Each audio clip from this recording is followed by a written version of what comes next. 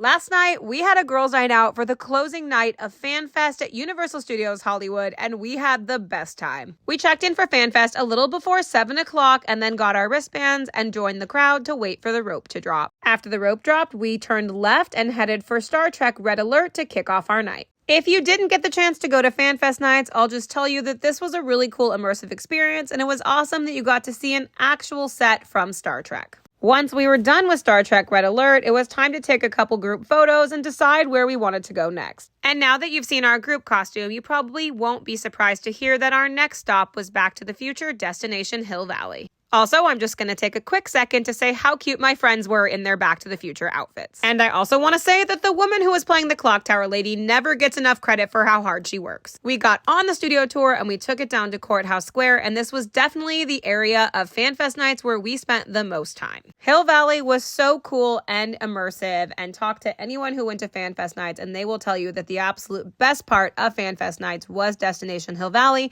and interacting with all of the characters from Back to the Future.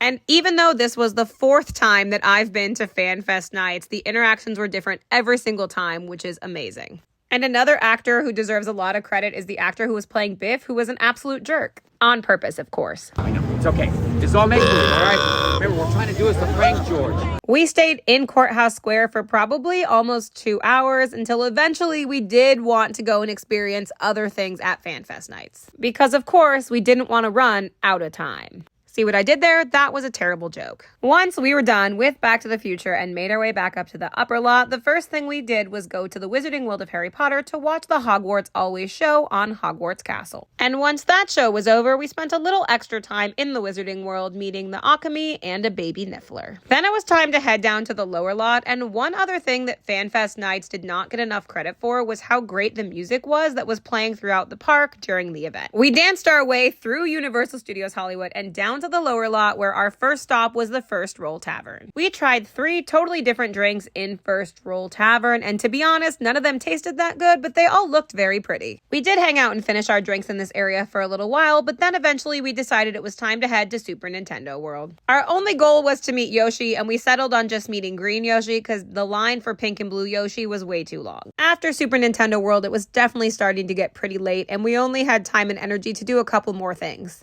We started by heading to Dungeons & Dragons Secrets of Waterdeep, and in my opinion, this experience did not get enough credit for how cool and interactive it was. After Dungeons & Dragons, we only wanted to do one more thing, which was to check out the Flux Capacitors band that was playing in the Universal Plaza. This band was routinely one of my favorite things happening at FanFest nights, and I'm glad that they were the last thing I saw